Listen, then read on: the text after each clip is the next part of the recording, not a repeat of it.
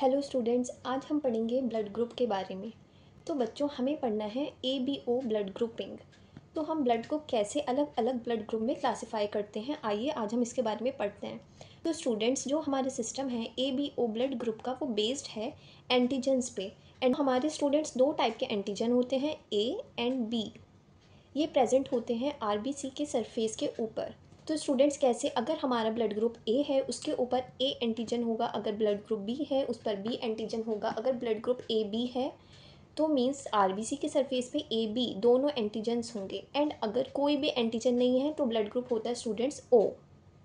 So students, जैसे हमारे RBC के सरफेस पे एंटीजन्स प्रेजेंट होते हैं, ऐसे ही हमारे प्लाज्मा के अंदर कुछ अलग अलग एंटीबॉडीज़ होती हैं। एंटीबॉडीज़ क्या होते हैं? प्रोटीन्स होते हैं जो उन एंटीजन्स के रिस्पॉन्स में बनते हैं हमारे प्लाज्मा के अंदर। तो आइए देखते हैं कौन से ब्लड ग्रुप में कौन से एंटीजन एंड कौन सी एंटीबॉडी होती है।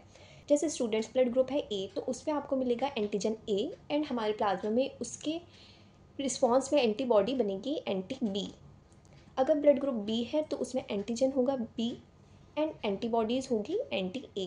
अगर ब्लड ग्रुप है AB तो एंटीजन होंगे दोनों एंड कोई भी एंटीबॉडी नहीं होगी। अगर आपका O ब्लड ग्रुप है, O में कोई भी एंटीजन नहीं होता है लेकिन एंटीबॉडी दोनों होंगी। नाउ स्टूडेंट्स, अब हम समझते हैं कौन सा ब्लड ग्रुप किस ब्लड ग्रुप को ब्लड दे सकता है या फिर नहीं दे सकता। फॉर एग्जांपल, इधर हमने डोनर की बात की है, इधर रेसिपिएंट जो ब्लड लेंगे। तो यहाँ पे हमने ब्लड ग्रुप्स लिखे हैं और उन पे मिलने वाले एंटीजन्स लिखे हैं। जैसे कि A में A एंटीजन होगा, B में B एंटीजन होगा, AB में AB होगा एंड O में कोई भी एंटीजन नहीं होगा। एंड रेसिपिएंट में हमें देखना है ब्लड ग्रुप के साथ उसमें मिलने वाली एंटीबॉडी। तो A में कौन सी एंटीबॉडी मिलती है बच्चों? B में मिलेगी A के लिए एंटीबॉडी, AB में कोई भी एंटीबॉडी नहीं होगी एंड O में एंटीबॉडी होगी A के लिए और B के लिए। हमें क्या बात ध्यान में रखनी है?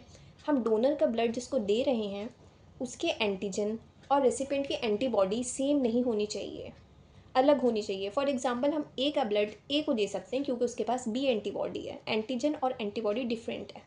हम A का ब्लड B को नहीं दे सकते क्योंकि B के पास जो एंटीबॉडी है वो A के लिए है।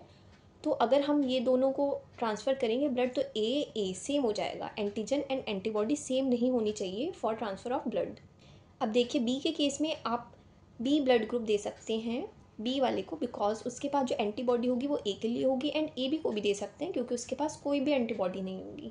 सिमिलरली जो AB ब्लड ग्रुप है वो आप दे सकते हैं स्टूडेंट्स AB को, बिकॉज उसके पास कोई एंटीबॉडी नहीं है। आप A को भी नहीं दे सकते क्योंकि उसके पास एंटी B है एंड B के केस में भी एंटी A एंटीबॉडी है। नाउ स्टूडेंट, जो O ब्लड ग्रुप है उसके पास कोई भी एंटीजन नहीं है, इसलिए आप सबको ब्लड दे सकते हैं।